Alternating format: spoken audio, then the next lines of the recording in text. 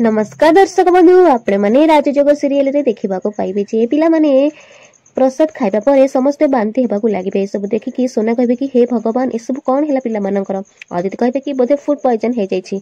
मिता कहबे ना एमिति केमिति हबो, मु त नर्स मु जाय देखे से मानकर कौन हेछि। एमिति कहि जेतले मिता देखिबाकू जिबे सोना तांको अटकेई देबे। सोना कहबे देख देख समस्ते मारिबा लोक केमिति बंचेबा कथा कहूछि।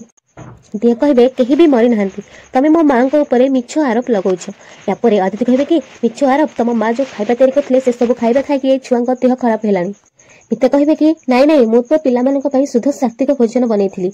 सोना कहबे कि देख ये कुआडे सात्विक भोजन, एमिति के स्त्री लोक ये सामना रे सब प्रमाण देख छुआ मानक अवस्था कौन हैला। एपर से छुआंक मां माने रागी जिबो से माने जे कि दौड़ी आउ काली नेकी आसीबे। कहबे कि अरे ये तो छुआ खाई डाहाणीटा भक्त बेसरे आसी कि षडयंत्र करूछ। से मैडम पर ठीक कहथिले मेघा भाई के आसी केमिति पूजा करूथिला। एमिति कहि कि से स्त्री लोक माने दिया आउ मिता को टान टान नै जिबा आउ नै कि से माने गछरे मिता दिया को बांधी देबे। बांधी देला परे तांको धेरे चून काली बोलिबा को लागिबे। आउ से समय वरुण ऋषभ अटके को जाउथिबे। हेले सोना आउ आदिति वरुण ऋषभ को अटके देबे, से मानको जिबा को देबे नै। दर्शक बंधु।